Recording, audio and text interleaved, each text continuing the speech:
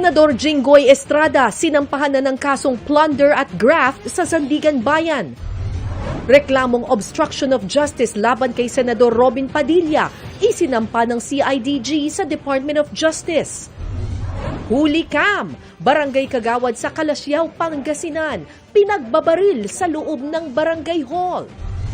Paggiit ni Senador Robin Padilla na merong force majeure dahil sa gera sa Middle East at matinding klima, kinontra ng ilang eksperto at dating mambabatas.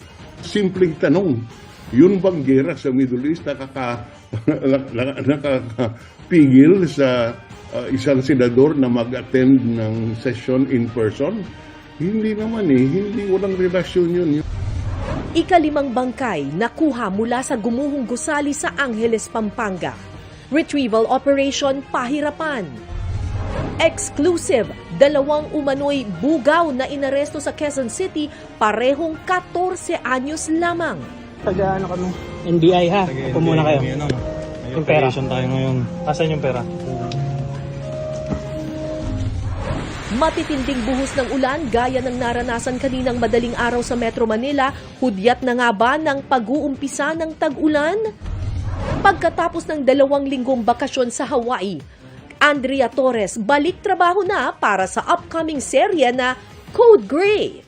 Paghahanda sa kanyang role, silipin. At excited na akong sumabak sa aking unang game show hosting project sa The People Have Spoken.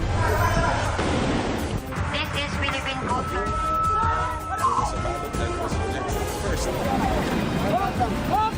Live mula sa GMA Network Center, ito ang 24 Oras. Mga kapuso, bumigat ang daloy ng mga sasakyan sa ilang pangunahing kalsada sa Metro Manila kasunod ng naranasang pag-ulan kani-kanina lamang. Sa kuha ng MMDA traffic camera, kita ang haba ng pila ng mga sasakyan sa magkabilang lane sa bahagi ng EDSA sa Mandaluyong. Naipon din ang mga sasakyan tulad sa Orense, kung saan nakaantala sa daloy ng trapiko ang naipong tubig sa kalsada.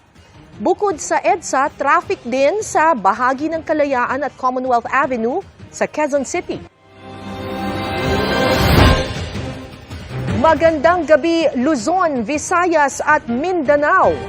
Kinasuhan ng plunder at graft ng Ombudsman si Senador Jinggoy Estrada dahil sa umunoy pagtanggap ng higit kalahating bilyong pisong kickback mula sa iba't ibang proyekto ng Department of Public Works and Highways o DPWH. Kinasuhan din ng umunoy kasabwat na sina dating DPWH Secretary Manuel Bonoan at mga opisyal ng DPWH National Capital Region. Inaantabayanan na ang paglalabas na arrest warrant ng Sandigan Bayan para sa mga kasong ito na walang piyansa. Nakatutok si Joseph Moro.